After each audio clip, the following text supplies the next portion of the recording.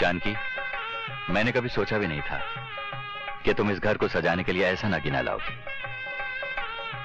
नगीना नहीं, धरती का चांद है चांद। एसीपी साहब, चांद चाहे आकाश का हो या धरती का, उसमें दाग तो होता ही है।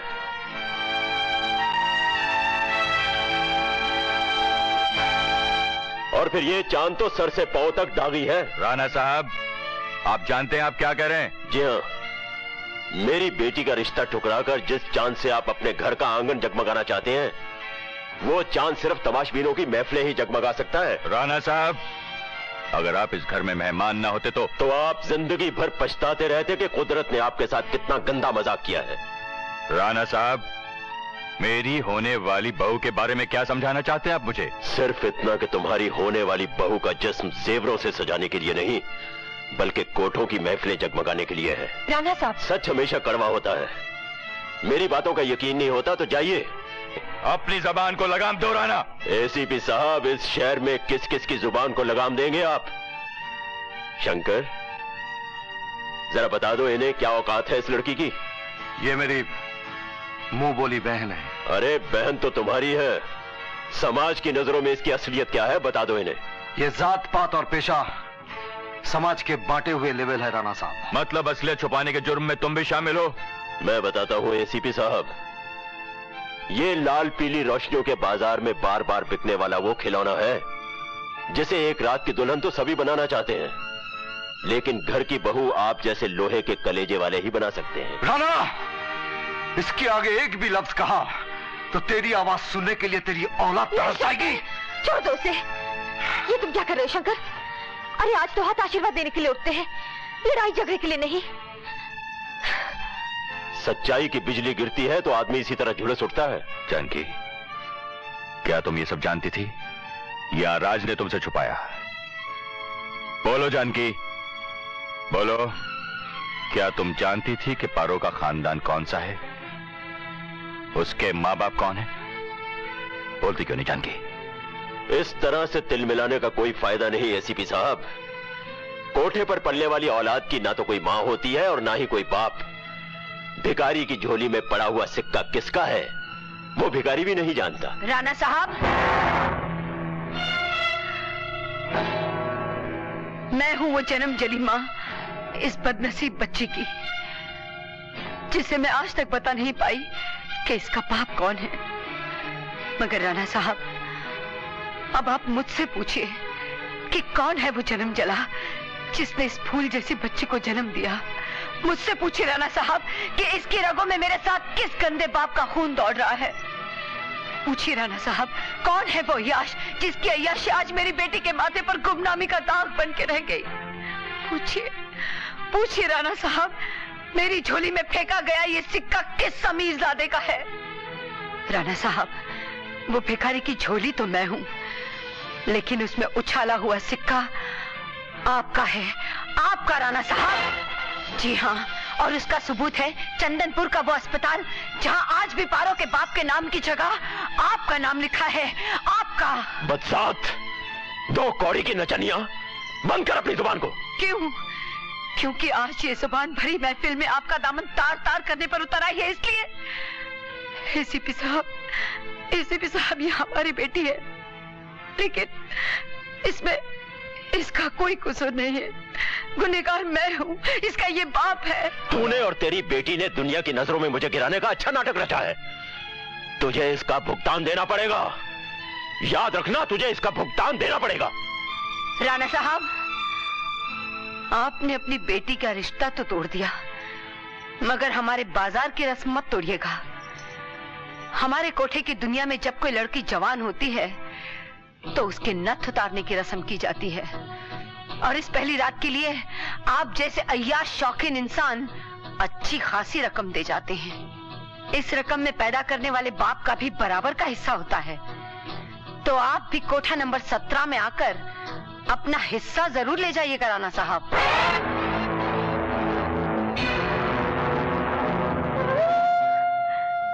एसीपी साहब,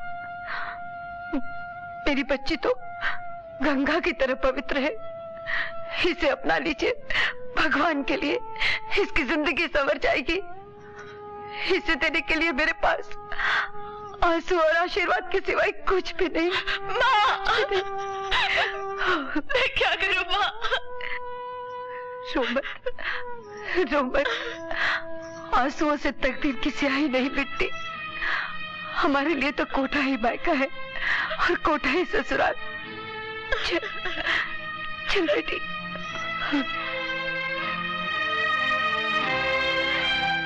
ठहरिए।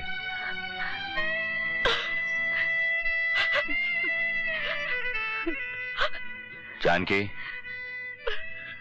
राज से कहो कि पारो को सगाई की अंगूठी पहना दे।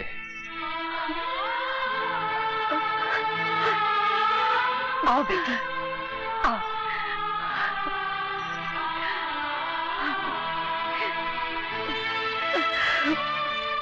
चंदनपुर का वो अस्पताल जहां आज भी पारो के बाप के नाम की जगह आपका नाम लिखा है, आपका नाम लिखा है, आपका। हम जैसी औरतें मर तो उसी दिन जाती हैं जिस दिन इन कोठों की सीढ़ियों पे आती हैं। हाँ, जनाजा कई सालों बाद निकलता है। तो समझ लो आज वो दिन आ गया। अपनी औलाद को अपना नाम देने की बजाय तू एक माँ को मौत का नाम दे रहा है।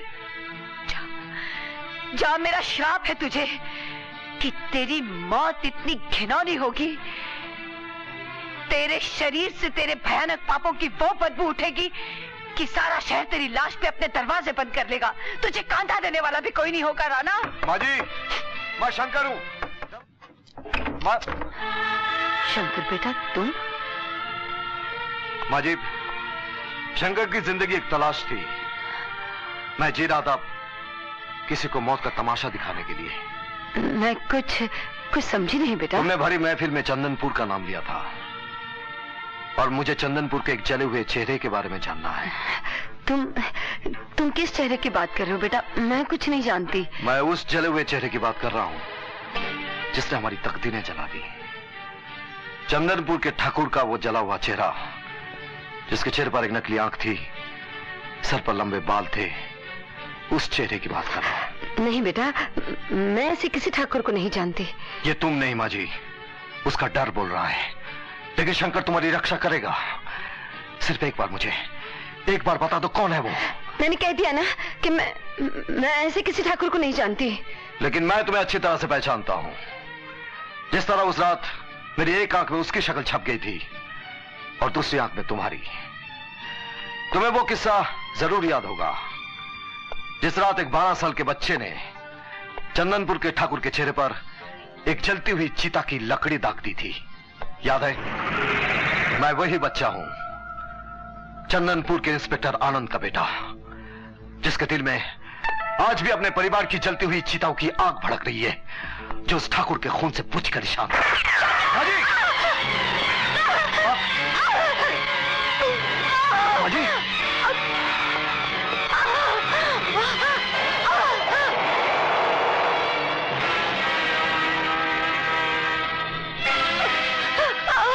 माँ जी,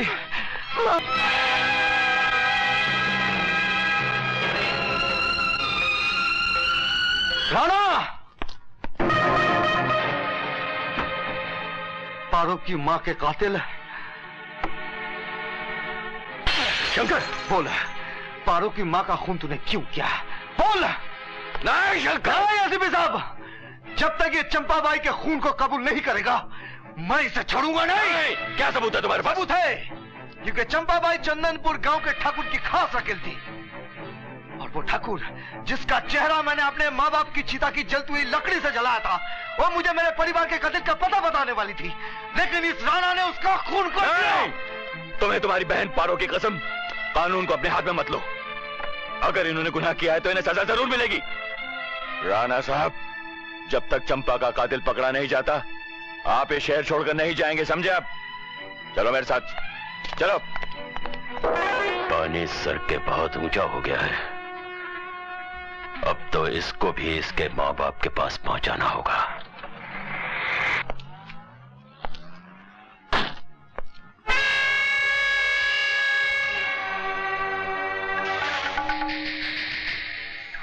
कौन हो तुम लोग? तुम्हारा